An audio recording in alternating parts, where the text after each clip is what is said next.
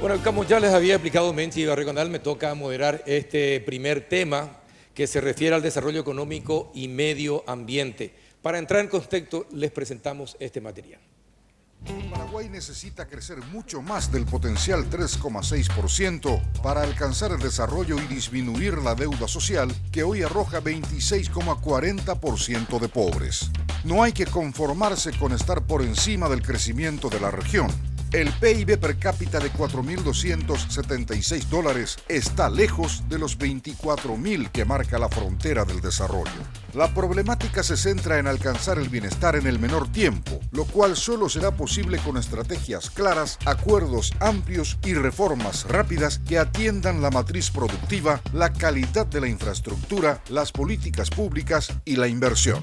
Este avance debe darse con respeto al medio ambiente. El país ocupa posiciones alarmantes en materia de cuidado de la naturaleza debido fundamentalmente a la debilidad institucional para velar por el ambiente y dar cumplimiento a las leyes nacionales y los compromisos internacionales. Existen 35 leyes ambientales que casi no se cumplen.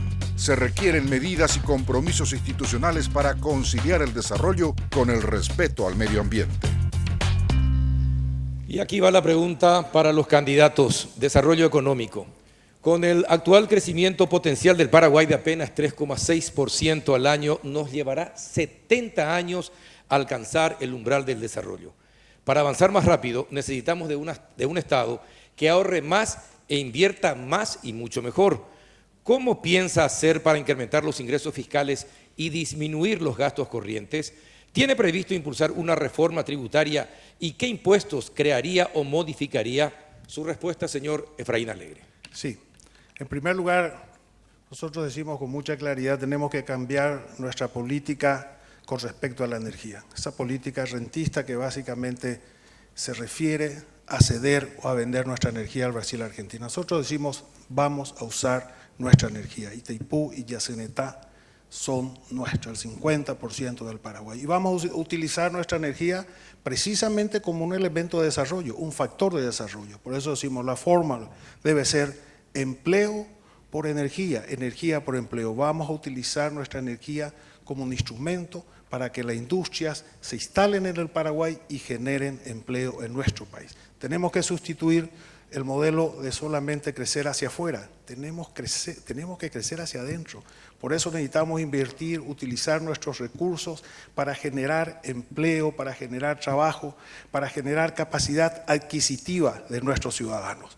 En ese sentido, nosotros entendemos fundamental la energía, entendemos fundamental una política de desarrollo rural con el pequeño productor, con la agricultura familiar campesina para producir todo lo que nuestro mercado demanda en producción frutícola, incentivar intensamente las pequeñas y medianas empresas que son las generadoras de empleo de nuestro país. El 80% del empleo se genera en las pequeñas y medianas empresas. Muchas gracias, señor Efraín Alegre. La misma pregunta para el señor Mario Abdo Benítez del Partido Colorado. Sí, muchas gracias, Carlos. Nosotros no queremos esperar 70 años para empezar a recibir los beneficios de un crecimiento económico, como decía el informe y la pregunta. Creemos que el camino es ampliar nuestra base contributiva, atendiendo del enorme margen que tenemos todavía para mejorar nuestras recaudaciones a través de una administración tributaria más eficiente, ayudando a través de inversión en tecnología. Vamos a luchar fuertemente contra la evasión y profundizar un modelo de formalización de la economía. No creo yo, porque la pregunta es si vamos a hacer reformas tributarias, independientemente a revisar nuestra ecuación tributaria, nuestra primera apuesta va a ser a ampliar nuestra base contributiva, ampliar nuestras recaudaciones a través de una profundización de la formalización de nuestra economía, en aduanas, luchar fuertemente contra la evasión y la corrupción. Y yo estoy seguro y convencido de que el Paraguay, si se recauda lo que se tiene que recaudar, vamos a tener un margen importante 10 segundos para poder enfrentar los desafíos de crecimiento que necesita nuestra economía. Muy bien, muchísimas gracias, señor Abdo Benítez. Menchi Barrio Canal.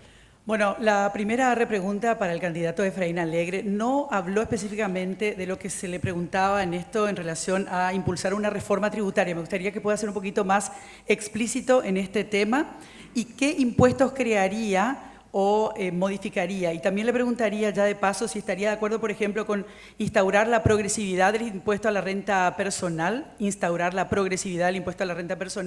o, por ejemplo, imponer tasas impositivas más altas al alcohol y al tabaco. Así es. Nosotros decimos que el impuesto a la renta personal tiene que ser progresivo. Resulta absolutamente injusto que quienes ganan en un año 97 millones de guaraníes estén aportando igual que los que ganan 2.000 o 2.500 millones al año. Como el caso de los directores de Itaipú, nosotros decimos, tiene que ser progresivo, el que más gana tiene que aportar más. Nosotros decimos claramente, tenemos que cortarles las alas a los manguruyús. Necesitamos trabajar intensamente en un sistema impositivo que sea más justo y que efectivamente incorpore una mayor contribución con quienes tienen más, quienes aportan, quienes en este caso tienen mayores ingresos. Nos parece un tema central. 10 segundos. Sí. ¿Ya está? ¿Tiene tiempo? Así es. Ya está. Señor Carlos Troche. Sí, señor Efraín, la tributación es un pacto en la sociedad y como todo pacto debe haber justicia y mutua contraprestaciones. ¿Cómo exigir permanentemente a los que ya lo hacen el pago del impuesto en un país donde conservadoramente casi el 50% de la economía es informal?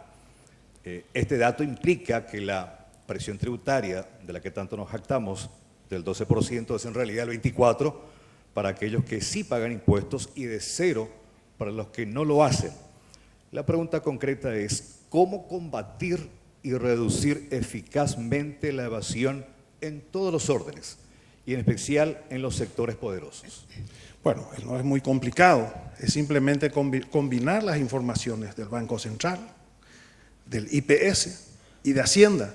Con esa documentación, con 3 computadoras, cruzando toda la información, vamos a tener todo el movimiento económico de empresas y de sectores muy importantes y vamos a determinar las evasiones. Es una ecuación muy sencilla, es voluntad política. Yo creo que la formalización en el Paraguay pasa básicamente por una posición desde el gobierno de combatir frontalmente la informalidad y sobre todo combatir frontalmente la corrupción que está vinculado directamente a la informalidad, porque no olvidemos que la informalidad está fuertemente comprometida con el contrabando y con una serie de delitos que hacen al lavado de dinero y otras cuestiones que están fuertemente vinculadas a la corrupción. Por eso digo, es una condición fundamental también la voluntad política de combatir la corrupción. Hay una pregunta que nos hacemos, creo que todos los paraguayos, y me gustaría saber si el señor Mario Abdo Benítez viene hablando con su equipo económico de esto. ¿Cuánto le cuesta al Estado paraguayo la ineficiencia y la corrupción? Mucho. Y uno de los grandes desafíos que tenemos es construir una burocracia productiva, sustituir una burocracia parásita por una burocracia productiva. El costo del Estado es relativo. Si nosotros tenemos funcionarios que producen, el costo del Estado es bajo. Pero cuando tenemos funcionarios que no producen, eso depende del liderazgo para hacer una reingeniería de los recursos humanos para que los impuestos que paga la gente contribuya realmente para hacer un Estado dinámico, eficiente. Y eso lo vamos a hacer, es parte de nuestro plan de trabajo. El crecimiento económico. Decía en el informe, nosotros tenemos que seguir creciendo y tenemos que mejorar en infraestructura,